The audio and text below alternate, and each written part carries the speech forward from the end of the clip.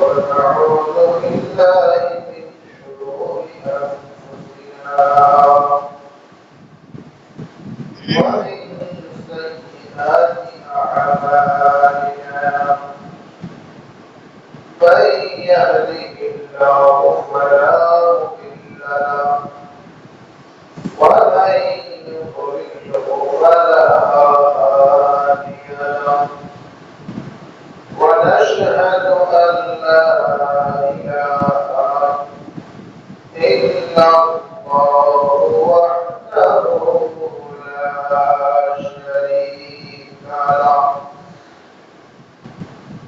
أما بعد فأعوذ بالله من الشيطان الرجيم بسم الله الرحمن الرحيم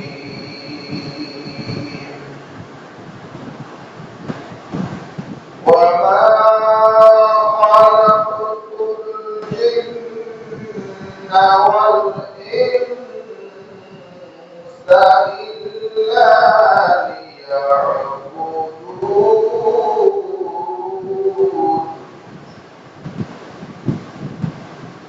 ما أريد منهم من رزق وما أريد أن يطعمون إن الله هو الرزاق ذو القوة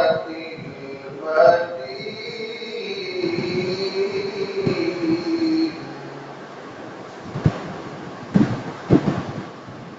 صدق الله العظيم قال رسول الله صلى الله عليه وسلم فإن الدنيا خلقت لكم وأنتم خلقتم في الآخرة وقال الشاعر زندگی مقصود بہرے بندگی کن بندگی زندگی میں بندگی شرمندگی بندگی کن بندگی نبی گویا از دنیا جدا باش بہر کارے کے باشی با خدا باش نبش قدم نبی کے ہیں جنت کے راستے اللہ سے ملاتے ہیں سنت کے راستے بلغ العلا بکمالہ کشف الدجى بجمالہ حسنت جميع خصاله صلوا عليه وآله شفيع مطاع نبي كريم أسيم جسيم نسيم وسيم بلغ العلا بكماله كشف الدجى بجماله حسنت جميع خصاله صلوا عليه وآله الحمد لله الله رب العالمين دربار شكريا যে মহান রব্বুল আলামিন আমাকে আপনাকে ইবাদত করে মায়া করে ভালোবেসে বৃষ্টির মধ্যে আল্লাহ তাআলা মসজিদে জুমার নামাজ আদায় করার জন্য আসার বসার কোরআন ও হাদিস থেকে আলোচনা করার এবং শোনার সুযোগ করে দিয়েছেন সেই মহান রব্বুল কারীমের দরবারে শুকরিয়া আদায় করে বলি আলহামদুলিল্লাহ। আল্লাহ পাক রব্বুল আলামিন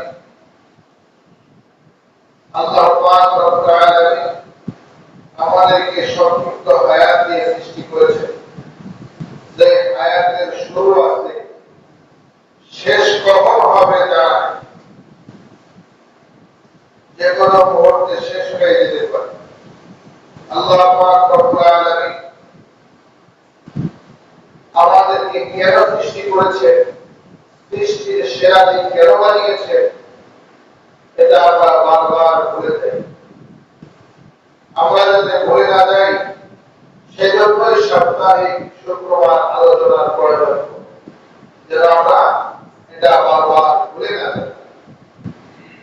আল্লাহ পাক রব্বুল আলামিন কোরআনুল কারীমে সূরা যারিয়াতে 56, 57, 58 নম্বর আয়াতের মধ্যে বলেন, وَمَا خَلَقْتُ الْجِنَّ وَالْإِنسَ إِلَّا لِيَعْبُدُونِ। আমি মানব এবং দানবকে একমাত্র আমার ইবাদতের জন্য সৃষ্টি করেছি। মা উরিদু মিনহুম মিন রিজকিন ওয়া মা উরিদু আন ইউতিউন। মানব দানবের কাছ থেকে আমি কোনো রিজিক চাই না। ওয়া মা উরিদু আন ইউতিউন। আল্লাহ বলেন, আমি এত মায়া করে সৃষ্টি করেছি, আমি মানব দানবের কাছ থেকে খাবারও চাই না।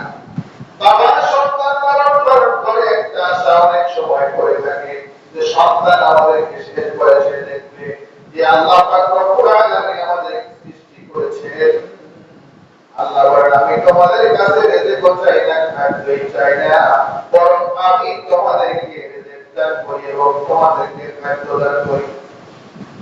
আল্লাহ পাক রব্বুল আলামিন বলেন, নবী করিম সাল্লাল্লাহু আলাইহি ওয়াসাল্লাম হাদিস শরীফের মধ্যে ইরশাদ করেন, قال رسول الله صلى الله عليه وسلم فإن الدنيا خلقت لكم وأنتم فيها। আল্লাহ নবী বলেন, দুনিয়া সৃষ্টি করা হয়েছে আমাদের জন্য, وأنتم فيها, আর আমাদেরকে সৃষ্টি করা হয়েছে পরকালের সুখ শান্তি ভোগ করার জন্য। দুনিয়া আমাদের খেদমতের জন্য সৃষ্টি করেছে। কথাটাকে একটু ব্যাখ্যা করি। আল্লাহ পাক রব্বুল আলামিন আসমান জমিন এবং মধ্যবর্তী যা কিছু সৃষ্টি করেছে, আসমান আমাদের খেদমত করেছে। আসমান থেকে যে বৃষ্টি বর্ষণ না হয় আমাদের ফসলগুলো হবে না, গাছপালাগুলো হবে না। আসমান আমাদের খেদমত করে, জমিন আমাদের খেদমত করতেছে। জমিনের মধ্যে আমরা শস্য ফলাই, আসমান থেকে আল্লাহ বৃষ্টি দেয়, জমিন আমাদেরকে নানা রকমের শস্য দিতেছে। জমিন থেকে জমিনের মধ্যে আমরা থাকতেছি। আবার এই জমিনের নিচে আল্লাহ পাক রব্বুল আলামিন পানি স্তর করে দিয়েছেন। আমরা টিউবওয়েল করে, আমরা ওয়াটার সেট করে পানি উত্তোলন করে আমাদের পিপাসা নিবারণ করতেছি। আল্লাহ পাক রব্বুল আলামিন মাটির নিচে পানি রেখে দিয়েছেন, অসংখ্য পানি। পুরা দুনিয়ার যতগুলো পানি রয়েছে সমস্ত পানিগুলো পানির উপরে ভাসমান। পানির উপরে ভাসমান থাকা অবস্থায় পুরা দুনিয়াগুলো এরকম ভাবে কাঁপতেছিল। নৌকা যেমন ঢেউয়ের মধ্যে কাঁপে, মনে হয় ডুবে যাবে যাবে, ভাবতে এরকম হেলে হেলে খায়, তেমনি ভাবে দুনিয়া পানির উপরে এরকম ভাবে কাঁপতেছিল। আল্লাহ পাক রব্বুল আলামিন পাহাড় উৎপাদন করেন, পাহাড় নাযিল করেন, পাহাড় বানিয়ে দিলেন। وَجَعَلْنَا الْجِبَالَ أَوْتَادًا, যাতে করে জমিন নড়াচড়া না করে, যাতে করে জমিনটা শক্ত পাইপ দ্বারা মজবুত করে আটকে রাখা যায়। এজন্য প্রায় হিসাবে আল্লাহ পাক রব্বুল আলামিন সারা দুনিয়ার আনাচে কানাচে পাহাড় সেট করে দিয়ে আমাদের খেদমত করতেছেন। বলেন সুবহানাল্লাহ। এজন্য আল্লাহ পাক রব্বুল আলামিন বলেন, فَإِنَّ الدُّنْيَا خُلِقَتْ لَكُمْ, দুনিয়ার এমন কোন প্রাণী নাই যা কিছু আমার মানুষের কল্যাণের জন্য সৃষ্টি করা হয় নাই। এমনকি সাপ বিচ্ছু যদি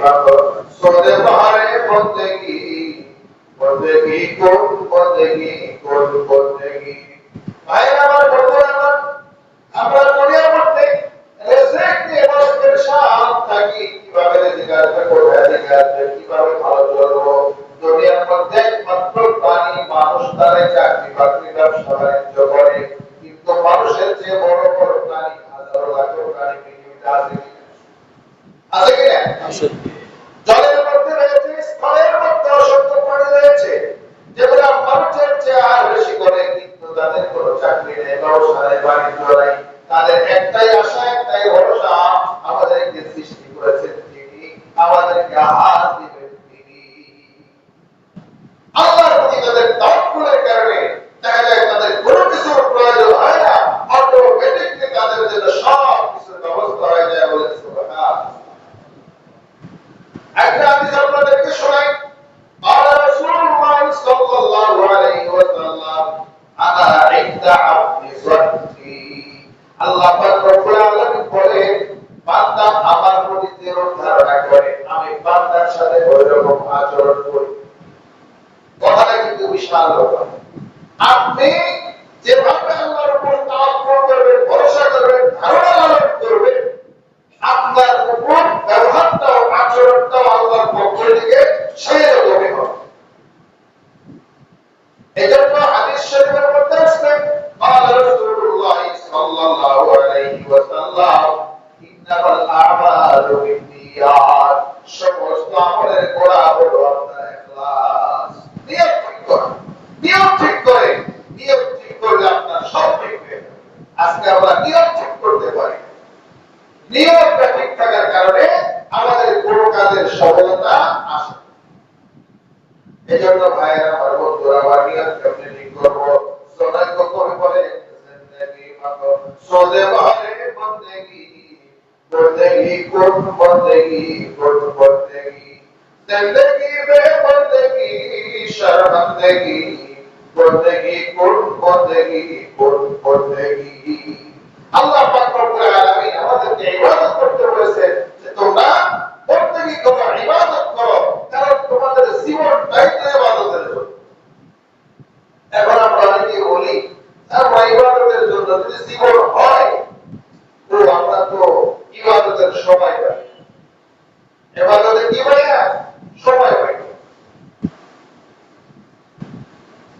একটা কথা আমরা ক্লিয়ার করে বলি মুসলমানের জিন্দেগি হারকা দৌড়ে মুসলমানের জীবনে ইবাদত ছাড়া কোনো কাজ নাই মুসলমানের জিন্দেগি হারকা দৌড়ে অর্থাৎ মুসলমানের প্রত্যেকটা কাজই হচ্ছে ইবাদত বলেন সুবহানাল্লাহ জনাব কবি বলেন শেখ সাদি রহমাতুল্লাহ আলাইহি নবী গোয়া कि आज दुनिया जुदाबाश बहर काले के बाशी खुदाबाश तुम कॉलेज में पढ़ो और बरक में फूलो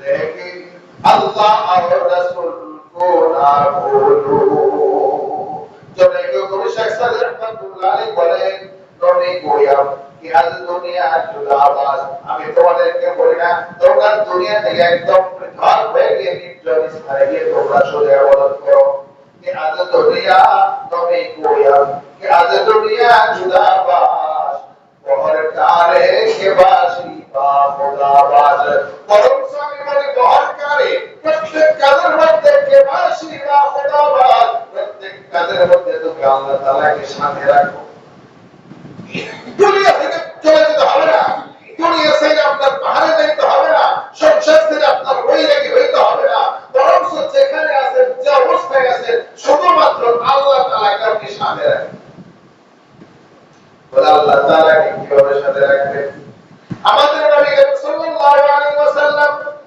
মানুষের জন্ম থেকে মৃত্যু পর্যন্ত প্রত্যেকটা কাজ কিভাবে সম্পাদন করবো বলে দিয়েছেন এমনকি আমাদেরকে কিভাবে পায়খানা পেশাব করতে হবে সেই বিধানটাও আল্লাহ নবী বলে দিয়েছেন ঠিক কিনা বলে দেখেন কিন্তু আমরা এগুলাকে অবহেলা আমি দেখেছি অনেক মুসলমান অনেক বাসাবাড়িতে দাওয়াত খায় বিভিন্ন কাজে যাওয়া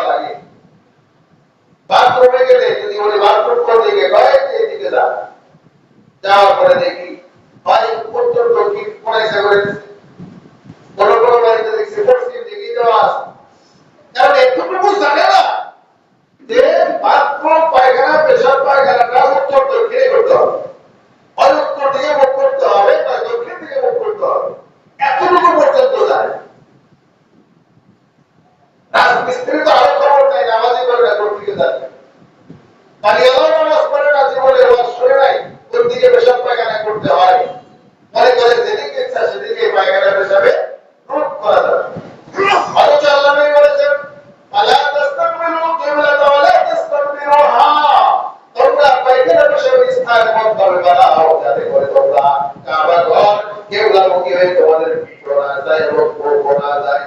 কেবলার দিকে মুখ করে বসা যাবে না, কেবলার দিকে পিঠ করে বসা যাবে না। তাহলে কেবলার দিকে পিঠ করে যদি বসা না যায়, মুখ করে যদি বসা না যায়, তাহলে কোন দিকে বসতে হবে? হয় উত্তর দিকে বসতে হবে, আর না হয় দক্ষিণ দিকে বসতে হবে। আমাদের নবী সাল্লাল্লাহু আলাইহি ওয়াসাল্লাম পেশাব পায়খানার নিয়ম পর্যন্ত শিক্ষা দিয়েছেন। এরপরে ঢিলা গোলক ব্যবহার করতে হবে। কয়টা ঢিলা গোলক ব্যবহার করবেন তাও বলে দিয়েছে। আপনার পেশাব করার পরে আপনাকে গোলক ব্যবহার করতে হবে, ঢিলা ব্যবহার করতে হবে, টিস্যু ব্যবহার করতে হবে। কারণ ঢিলা গোলক করলে বর্তমানে অনেক বাচ্চারা চিনবে না। কারণ ঢিলা কি কোনো কি জানে না। আগে তো আমরা মাটি দিয়ে ঢিলা বানিয়েছি, এর থেকে মাটি শক্ত মাটি শুকনা মাটি গুলাকে বাড়িতে রেখে দিই, পুরো ঢিলা ব্যবহার করি।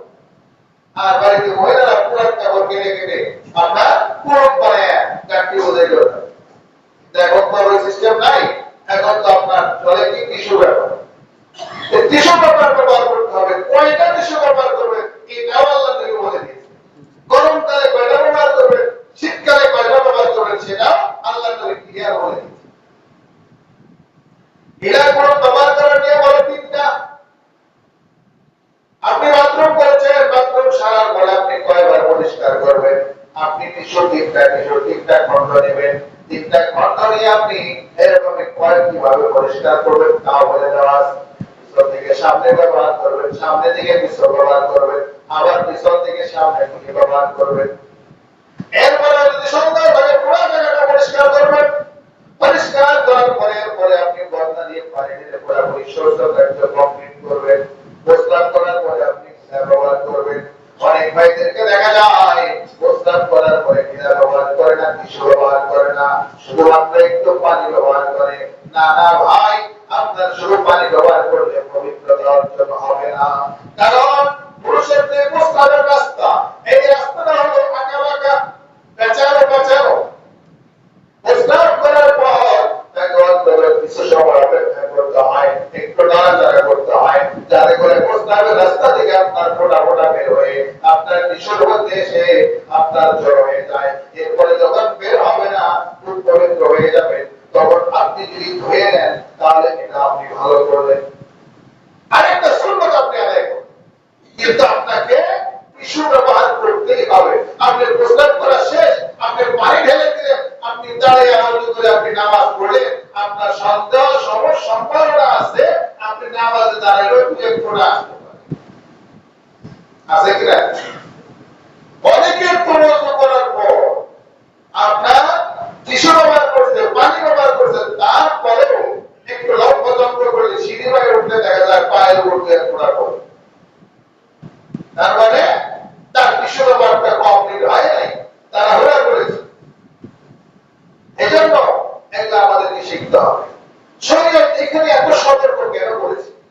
যদি আমরা সায়েন্টিফিক দিক দিয়ে আমরা লক্ষ্য করি, প্রস্রাব এবং পায়খানা এটা কি? এটা হচ্ছে শরীরের বর্জ্য। এই বর্জ্য যেখানে লাগবে সেখানে আপনার নাপাক হয়ে যাবে। শুধু নাপাকই হবে না, সেখানে আপনার সংক্রমণ হওয়ার সম্ভাবনা। এসিডকে যদি আমরা বলি যে আপনি যেখানে ইচ্ছা যেমন ইচ্ছা আপনি এসিড ব্যবহার করবে, কেউ বলবে যে না কাপড় লাগলে কাপড় পরে যাবে, শরীরে লাগলে শরীর পড়ে যাবে, কাজে এসিড যেখানে সেখানে ব্যবহার করা যাবে না, কারণ এটা পড়ে। তো প্রস্রাব পায়খানা কিন্তু নাপাক। এই নাপাক যাতে আপনার ত্বক পরিষ্কার হতে পারে, এই জন্য আপনাকে ভালোভাবে টিস্যু ব্যবহার করতে হবে। টিস্যু ব্যবহার করে আপনার শেষ করার পরে এর অতিরিক্ত হিসেবে আপনাকে পানি ব্যবহার করতে হবে। এভাবে যদি আপনি পায়খানা পেশাব করেন, এরপরে আরেকটা কথা বলি, পায়খানা পেশাবে ঢোকার সময় ডান পা দিয়ে বাম পা দিয়ে ঢুকবেন, ডান পা দিয়ে বের হবেন। কারণ জিনিসটা তুলনামূলক নিকৃষ্ট। মসজিদ বাসা বাড়ির যে আপনার পায়খানা একটু নিকৃষ্ট স্থান, ইসলামে আপনার যেটা উৎকৃষ্ট স্থান ডান হাত দিয়ে করতে হয়, ডান পা দিয়ে করতে হয়। আর তুলনামূলক যেগুলো একটু নিকৃষ্ট ওগুলো বাম হাত দিয়ে করতে হয়। যেমন নাক পরিষ্কার করা, যেমন পেশাব পায়খানা শৌচকার্য বাম হাত দিয়ে করা, তেমনই ভাবে পায়খানা পেশাবে ঢুকতে গেলে আপনাকে আগে বাম পা দিয়ে প্রবেশ করবেন, বাম পা দিয়ে প্রবেশ করবেন, দোয়া করে প্রবেশ করবেন। আল্লাহুম্মা ইন্নী আউযু বিকা মিনাল খুবুতি ওয়াল খাবাইস, এটা হচ্ছে আপনার দোয়া করা। কেন আপনি দোয়া করবেন? দোয়া করলে অনেক বিপদ থেকে মুক্ত থাকবেন। জিন জাতি শয়তান খারাপ যেগুলো রয়েছে, যেগুলো আমাদের দৃষ্টিতে দেখা যায় না, এদের বসবাস কিন্তু পেশাব পায়খানায়, এদের বসবাস নির্জন জায়গায়। সেখানে গেলে আপনার আত্মরক্ষার জন্য ওইখানে আপনার বড় বডিগার্ড চলবে না, ওইখানে আল্লাহর বডিগার্ড ফেরেশতা লাগবে। আর ফেরেশতাকে যদি আপনি সেট করতে চান, তাহলে আপনার জন্য দোয়া করা লাগবে। যখন আপনি দোয়া করবেন, আপনার সাথে আল্লাহ বডিগার্ড নিয়ে দেবে, পেশাব পায়খানার দুষ্ট জিন আর আপনার উপর সওয়ার হবে না। এজন্য আপনাকে দোয়া করতে হবে। দোয়াকে বলা হয় আদ-দুআ সিলাহুল মুমিন। দোয়া হচ্ছে মুমিনের হাতিয়ার। এই হাতিয়ারকে শক্ত হাতে ধরতে হবে। আল্লাহুম্মা ইন্নী আউযু বিকা মিনাল খুবুথি ওয়াল খাবাইস। হে আল্লাহ, আপনি আমাকে পবিত্র রাখেন, আমাকে বাঁচান মিনাল খুবুথি ওয়াল খাবাইস, সমস্ত প্রকার অনিষ্টতা থেকে। এরপরে যখন পেশাব পায়খানা শেষ করবেন, আপনি বের হবেন, ডান পা দিয়ে বের হবেন। ডান পা দিয়ে বের হয়ে আপনি আরেকটা দোয়া করবেন, আলহামদুলিল্লাহিল্লাযী আযহাবা আন্নিল আযা আযহাবা আন্নিল আযা ওয়া আফানি। আলহামদুলিল্লাহ, কারণ আপনার ভিতরে পেশাব আটকে ছিল, আপনার পেটের মধ্যে পায়খানা আটকে ছিল। যদি বের না হতো, আপনাকে ডাক্তারের কাছে যাওয়া লাগতো।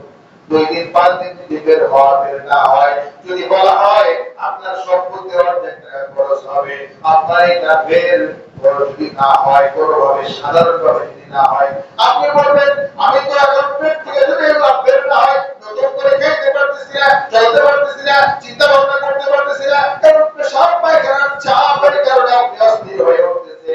যদি বলা হয় আপনার অর্ধেক সম্পত্তি লাগবে, বিনিময়ে আপনাকে খালাস করার জন্য সুযোগ দেওয়া হবে, তাহলে অর্ধেক সম্পত্তিও কিন্তু আমরা দিতে আমরা কার্পণ্য করবো না। যদি বলে পুরো সম্পত্তি বলে তা দিয়ে দিব, তারপরে বাঁচতে চাই, আরাম চাই, কি চাই? এই জন্য এত বড় একটা কাজ যে আল্লাহ রব্বুল আলামিন অতি সহজে ডাইজেস্ট করে দিলেন, পরিবার চক্র ক্লিয়ার করে দিলেন, পেশাব পায়খানার মতো কাজ করতে পারলাম। এই জন্য প্রথমে বের হয়ে শুকরিয়া আদায় করবেন, আলহামদুলিল্লাহ, আল্লাহ তাআলার প্রশংসা আদায় করতেছি। আল্লাযী আযহাবা আন্নিল আযা, যিনি আমার থেকে কষ্টকে দূর করে দিয়েছেন। আযহাবা আন্নিল আযা ওয়া আফানি, শুধু কষ্টই দূর করে দেয় নাই, আমার শরীরটাকে ঝরঝরে আরামদায়ক করে দিয়েছেন। বলেন আলহামদুলিল্লাহ। পেশাব পায়খানা যদি আপনি সুন্দর পায়খানা করেন, আপনার পেশাব পায়খানাটা আবার ভাইরা আমার, বন্ধুরা আমার, শুধু বেশি ইবাদত করলে ইবাদত না, ইবাদত করতে হবে নিয়মিত।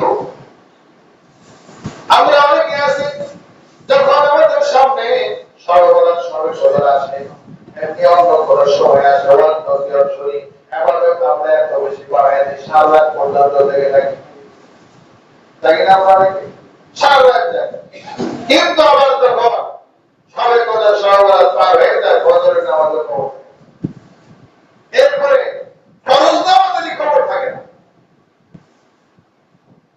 ইবাদত কোনটা উত্তম?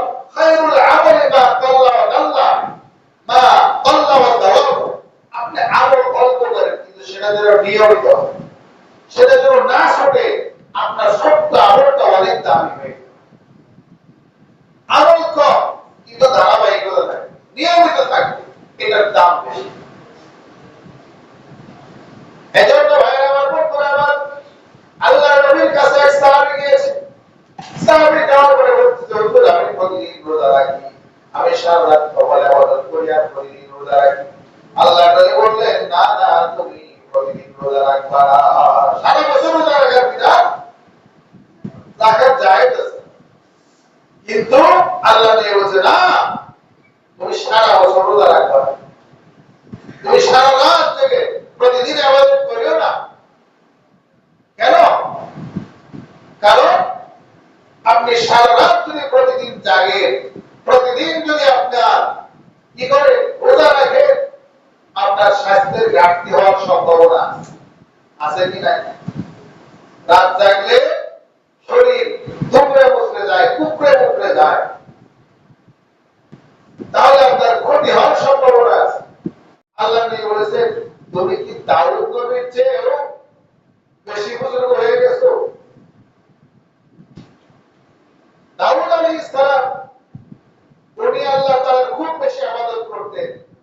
একদিন রোজা রাখতে একদিন খানা খেতে, অর্থাৎ একদিন রোজা রাখতে একদিন ভাঙবে।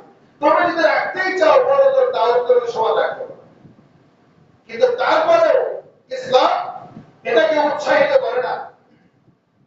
ইসলাম কি উৎসাহিত করে? তুমি প্রতি সোমবারে আর বৃহস্পতিবার রোজা রাখো সপ্তাহে 2 দিন। এরপরে মাসে 3 দিন রোজা রাখো, 13, 14, 15, 3 দিন আইয়ামে বীজ রোজা। রমজানের 1 মাস রোজা রাখো, শাওয়াল মাসে 6 রোজা রাখো, মুহররমের 10 রোজা রাখো, 2 রোজা রাখো। এগুলো যেগুলো আছে এগুলো তুমি করো, তাহলে এগুলোর দ্বারা তোমার শরীর স্বাস্থ্য ঠিক থাকবে, শরীরের ব্যালেন্স ঠিক আছে। আল্লাহ নবী বলেছেন ওয়ালিজাসাদিকা আলাইকা হাক্কা, তোমার শরীরের উপর তোমার হক রয়েছে। তুমি সারা রাত জেগে তুমি নফল ইবাদত করলা, তুমি ঘুমাইলা না, তোমার যে চোখ আল্লাহ পাক দান করেছে, চোখের হক হলো তাকে ঘুম যাইতে দেওয়া। সারাদিন সে চোখ দিয়ে থেকে ডিউটি করে, 12 ঘন্টা, 14 ঘন্টা, 18 ঘন্টা ডিউটি করে, তুমি তাকে অন্তত 6 ঘন্টার জন্য রেস্ট দাও, এটা তার উপর তোমার হক। ওয়ালিজাসাদিকা আলাইকা হাক্কা, তোমার শরীরের উপর তোমার হক হলো এর খানা বেশি দিও না, আবার কম দিও না। পেটটাকে 3 ভাগ করে, 1 ভাগ খাও, 1 ভাগ খালি রাখো, আর 1 ভাগ পাতা চলাচলের জন্য তুমি খালি রাখো। 1 ভাগ খাও, 1 ভাগ পানি খাও, 1 ভাগ খানা খাবো, আরেক ভাগ পানি খাবো, আরেক ভাগ খালি রাখো। খানা খাওয়ার বিধান কি? ক্ষুধা থাকা অবস্থায় খানা ত্যাগ করো, আর ক্ষুধা লাগলে, তীব্র ক্ষুধা লাগলে খাও, তীব্র ক্ষুধা লাগলে খেতে বলা হয়েছে। আর পেট ভরা ভরা হওয়ার আগে খানা ছেড়ে দিতে বলা হয়েছে। আল্লাহ নবী বলেন যদি তোমরা এই কাজগুলো সঠিকভাবে আদায় করো, এগুলো তোমার জন্য ইবাদত হবে, এগুলো তোমাদের জন্য সওয়াবের কারণ হবে। আরেকটা কথা বলি, আল্লাহ নবী বলেছেন তালাবু কাসবিল হালালি ফারিদাতুন বা'দাল ফারিদা, ফাইদা কুরিয়াতিস সালাহ ফান্তাশিরু ফিল আরদ ওয়াবতাগু মিন ফাদলিল্লাহ। আল্লাহ পাক রব্বুল আলামিন বলেন দুনিয়ার বান্দাবান্দিরা, তোমাদেরকে আমি আকল দিয়েছি, ব্রেন দিয়েছি, মেধা দিয়েছি, বুদ্ধি দিয়েছি, তোমরা 5 ওয়াক্ত নামাজ পড়বা, নামাজের পরে তোমরা ঘরে বসে থেকো না। ফাইদা কুরিয়াতিস সালাহ ফান্তাশিরু ফিল আরদ, আমি জমিনের মধ্যে তোমাদের জন্য নিয়ামত বিছিয়ে রাখছি। ওয়াবতাগু মিন ফাদলিল্লাহ, তোমরা আল্লাহর কৃপা, আল্লাহর অনুগ্রহ তালাশ করে নাও। এই তালাশ করব, নামাজ যেমন ফরজ, তালাবু কাসবিল হালালি ফারিদাতুন বা'দাল ফারিদা, হালাল রিজিক উপার্জন করাও ফরজ। হালাল রিজিক তালাশ করার জন্য বলা হয়েছে যে নামাজ পড়া শেষে তোমরা হালাল রিজিক তালাশ করো। আরেকটা কথা বলে দিই, আমরা অনেক সময় যদি কারো চাকরি করি, আমি কিন্তু চাকরি করলাম মানে কি, তার কাছে আমি আমার মেধা এবং সময়টা ওই নির্ধারিত টাইমে বিক্রি করলাম। আমার মেধা, আমার সময় আমি কোম্পানির জন্য, আমি রাষ্ট্রের জন্য আমি বিক্রি করে দিয়েছি। 8টা থেকে 5টা বা 10টা থেকে 4টা, যে টাইমটা ডিউটি টাইম আমি বিক্রি করে দিয়েছি। এখন আপনাকে একটা কোম্পানির বস বানিয়ে দেওয়া হলো, হ্যাঁ, আপনার কমান্ডার অপেক্ষা থাকে শত শত কর্মী। আপনি কি করলেন? জোহরের নামাজে এসে মসজিদে ঢুকলেন, আপনি ঢোকার পরে নামাজ শেষ করে আপনি নফল পড়তেছেন, কোরআন তেলাওয়াত করতেছেন, সূরা ইয়াসিন পড়তেছেন, সূরা ওয়াকিয়া পড়তেছেন, আপনি 3টা পর্যন্ত শুধু ইবাদত করে কাটাইলেন। 3টার পরে এসে আপনি নাস্তা খেয়ে বলেন আজকের সময় শেষ, চলে যান। পরের দিন এসে আপনি সামান্য একটু কাজ করবেন। আপনি এই যে নামাজের পরে 1 ঘন্টা অতিরিক্ত সময় নষ্ট করলেন, আপনি ইবাদত করেছেন, এটা নফল ইবাদত। কিন্তু আপনি হালাল উপার্জন করার জন্য আপনি কোম্পানির কাছে সময়টা আপনার বিক্রি করেন, ওই সময়টা ডিউটি করা আপনার জন্য ফরজ, তাহলে আপনার নফলের দাম বেশি না ফরজের দাম বেশি? এই সময়টা আপনাকে জিকির ইবাদতের চেয়ে আপনার কোম্পানি, আপনার চাকরির পিছনে সময় দেওয়া আপনার জন্য বেশি জরুরি। হ্যাঁ, আপনি শুক্রবারে সাপ্তাহিক ছুটি আছে, আপনি সারাদিন ইবাদত করেন, আপনি সারাদিন ধ্যান করেন, জিকির আজকার করেন, সমস্যা নেই। আল্লাহ পাক রব্বুল আলামিন বলেন ফাইদা কুনিয়াতিস সালাতু ফান্তাশিরু ফিল আরদ ওয়াবতাগু মিন ফাদলিল্লাহ। নামাজ যখন শেষ হয়ে যায়, আল্লাহর কৃপা, আল্লাহর রহমত, আল্লাহর তোমরা জমিনে ছড়িয়ে পড়ো। ওয়াল্লাযী খালাকা লাকুম মা ফিল আরদি জামিআ, আল্লাহ পাক রব্বুল আলামিন দুনিয়ার মধ্যে যা কিছু রয়েছে সব কিছু আমাদের জন্য সৃষ্টি করে দিয়েছেন। এজন্য আল্লাহর রহমত বিবাহ অর্জন করার জন্য আমাদেরকে মেহনত করতে হবে। মেহনত তো করবো, হারাম ভাবে করা যাবে না, হালাল ভাবে করবো। কোন ভাবে করবো? এখন আমরা অনেকে আছি বলে আমরা কামাই করা যেহেতু ফরজ, তাহলে চুরি করেও কামাই করা যায়, ডাকাতি করেও কামাই করা যায়, আপনার দুই নাম্বারি করেও কামাই করা যায়, সুদ ঘুষের মাধ্যমেও কামাই করা যায়, প্রতারণা করেও কামাই করা যায়, হারাম ব্যবসার মাধ্যমেও কামাই করা যায়, যায় কি যায় না? তাহলে আরেক দিকে আছে হালাল ভাবে আপনি শরীর খাটিয়ে মেধা খাটিয়ে ব্যবসা করতেছেন, কামাই করতেছেন, হালাল ভাবেও করা যায়। আপনার হালাল ভাবে করবেন না হারাম ভাবে করবেন? হালাল ভাবে করতে হবে, কারণ কামাই করা ফরজ থেকে আপনার হারাম ভাবে হারাম ব্যবসা করা যাবে না। ব্যবসার ক্ষেত্রে ধোঁকাবাজি করা যাবে না, আল্লাহ নবী নিষেধ করে দিয়েছেন। এই যে এখন কাঁঠালের সিজন, বাজারে কাঁঠাল নিয়ে যদি কোনো সাইড নষ্ট থাকে, নষ্ট সাইড উপরে রাখতে হবে, এটা ইসলাম। আপনি মনে রাখবেন যেই যে দেখেন কান কলাই করছে কাঁঠাল, এটা দুই সাইড ভালো আছে, মাঝখানে বাঁকা হয়ে গেছে, এখানে রোয়া নাই, এটা সেই হিসাবে কত টাকা কাটে আপনি দেন?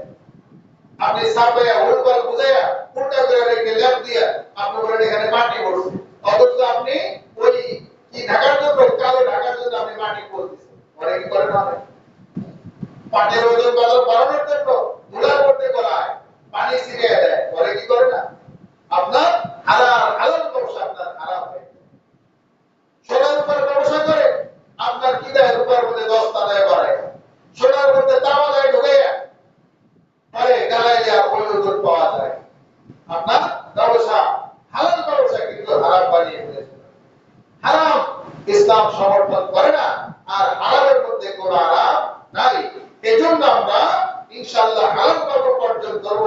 হালাল উপার্জন এটা আপনার কি অত্যন্ত গুরুত্বপূর্ণ একটা কাজ।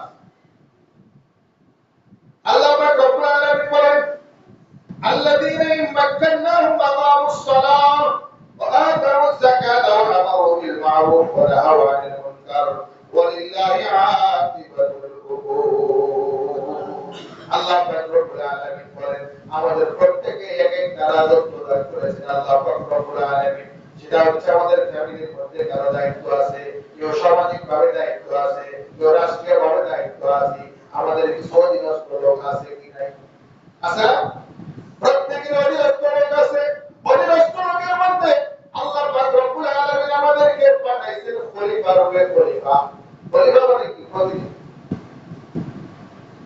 وَإِذْ قَالَ رَبُّكَ لِلْمَلَائِكَةِ إِنِّي جَاعِلٌ فِي الْأَرْضِ خَلِيفَةً, আমি পৃথিবীতে আমার প্রতিনিধি পাঠাইতে চাই। আল্লাহ পাক রব্বুল আলামিন মানুষকে প্রতিনিধি হিসেবে পাঠিয়েছেন। কাজেই আমরা যে যে স্তরে যেখানে আমাদের ক্ষমতা যার যতটুকু আছে, এতটুকুর মধ্যে আমাদেরকে দুইটা কাজ করতে হবে। কয়টা কাজ করতে হবে? দুইটা কাজ। এক নম্বরে হচ্ছে আল্লাযীনা ইম্মাক্কানাহুম আকামুস সালাহ, আমার অধীনস্থ যারা রয়েছে তাদের উপর যদি আমার ক্ষমতা আল্লাহ পাক দিয়ে থাকেন, তাদের মধ্যে নামাজ কায়েম করতে হবে, আমার পরিবারের মধ্যে নামাজ কায়েম করতে হবে, আমার সমাজের মধ্যে নামাজ কায়েম করতে হবে, আমার রাষ্ট্রের মধ্যে নামাজ কায়েম করতে হবে। ওয়া আতাউয যাকাত, দুই নাম্বার হচ্ছে যাকাত আদায় করতে হবে। আমি যাকাত দেই, আমার ছেলে সম্পদশালী যাকাত দেয় না, আমাকে আমার উপর নির্দেশ হলো আমার ছেলেকেও বলতে হবে তুমি হিসাব করে যাকাত দাও। আমার মেয়ের উপর যাকাত ফরজ, যাকাত দেয় না, এই তো মেয়ের উপর আমার ক্ষমতা আছে, আমাকে বলতে হবে মেয়ে তুমি যাকাত দাও। আমার স্ত্রীর সোনা দানা আছে, গহনা আছে, যাকাত দেয় না, স্ত্রীকে আপনার বলতে হবে তুমি যাকাত দাও, নামাজ পড়ো, যাকাত দাও, এই দুইটা হুকুম করতে হবে। وَأَمَرُوا بِالْمَعْرُوفِ وَنَهَوْا عَنِ الْمُنكَرِ وَلِلَّهِ عَاقِبَةُ الْأُمُورِ। সূরা হজের 41 নম্বর আয়াতের মধ্যে আল্লাহ পাক রব্বুল আলামিন বলেন, আর দুইটা কাজ তোমরা করবা। প্রথম দুইটা হচ্ছে ইবাদত, দ্বিতীয় দুইটা নাম হলো খেলাফত। আয়াতের মধ্যে চারটা হুকুম, দুইটা হচ্ছে ইবাদত আর দুইটা হচ্ছে খিলাফত। খিলাফত মানে আল্লাহ প্রতিনিধিত্ব, আল্লাহ পাঠাইছেন প্রতিনিধি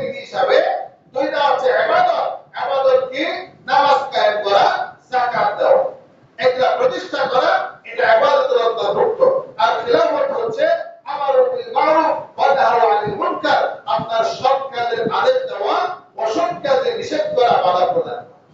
আমাদের অধীনস্থ আমার ছেলে মেয়ে স্ত্রী পর্দা পুশিকা পর্যন্ত চলে না, তাদেরকে লাইনে আনা আপনার জন্য দায়িত্ব। এবং সেক্ষেত্রে আপনি যতটুকু পাওয়ারফুল ততটুকু আপনি তাদেরকে শাসন করাও আপনার দায়িত্ব, এবং তাদেরকে সৎ কাজে হুকুম করা আপনার দায়িত্ব, অসৎ কাজে বাধা প্রদান করা আপনার দায়িত্ব। এমনকি মুসলমান হিসাবে যদি কখনো রাষ্ট্র ক্ষমতার মালিক আপনি হয়ে যান, রাষ্ট্র ক্ষমতার মালিক হলেও আপনার উপরে চার কাজ প্রতিষ্ঠা করা হচ্ছে আপনার প্রধান কাজ। এক নম্বর, পুরো রাষ্ট্র ব্যবস্থার মধ্যে নামাজ কায়েম করা। দুই নম্বর হচ্ছে পুরো রাষ্ট্র ব্যবস্থার মধ্যে যাকাত জারি করা, যাকাত চালু করা। তিন নম্বর হচ্ছে আপনার এই রাষ্ট্রের অন্যায় অনাচার আপনার কি করে এগুলা রুখে দাঁড়ানো। আর চার নম্বর হচ্ছে আমারুল বিল মারুফ, সৎ কাজে প্রত্যেকটা নাগরিককে আদেশ দেওয়া। এই চারটা কাজ আল্লাহ পাক রব্বুল আলামিন আমাদেরকে খিলাফত হিসাবে এবং বান্দা হিসাবে এই চার কাজের হুকুম দান করেছেন। আমরা আমাদের জীবনে ইনশাআল্লাহ এই চার কাজ, যার যতটুকু রাজত্ব আছে, যতটুকু দখলে আছে, যেখানে যতটুকু মাথা পড়ে আছে, আমরা এই চারটা কাজ প্রতিষ্ঠা করব ইনশাআল্লাহ। কার নিয়ে যাচ্ছে আল্লাহ পাক আমাদের সবাইকে কবুল করেন, আমিন। এক নাম্বার কি? নামাজ কায়েম। এক নাম্বার নামাজ কায়েম। দুই নাম্বার যাকাত আদায়। তিন নাম্বার সৎ কাজে আদেশ। চার নাম্বার অসৎ কাজে নিষেধ। আচ্ছা, আবার দেখি মুখস্থ হয়েছে। এক নাম্বার কাজ কি? নামাজ। দুই নাম্বার যাকাত। তিন নাম্বার সৎ কাজে আদেশ। চার নাম্বার অসৎ কাজে নিষেধ। এই চারটা ফর্মুলা কোরআন আল্লাহ পাক আমাদেরকে দিয়েছে। আল্লাহ তাআলার হুকুম আমাদের ব্যক্তি জীবন, পারিবারিক জীবন, সামাজিক জীবন, রাষ্ট্রীয় জীবন, প্রত্যেকটা জীবনে যার যতটুকু ক্ষমতা আল্লাহ পাক দিয়েছে, আমরা ইনশাআল্লাহ এই চারটা কাজের বাস্তবায়ন করব ইনশাআল্লাহ। আল্লাহ পাক রব্বুল আলামিন আমাদের সবাইকে তৌফিক দান করেন, সকলে বলেন আমিন। ওয়া আখিরু দাওয়ানা আলহামদুলিল্লাহি রাব্বিল আলামিন। আমরা যারা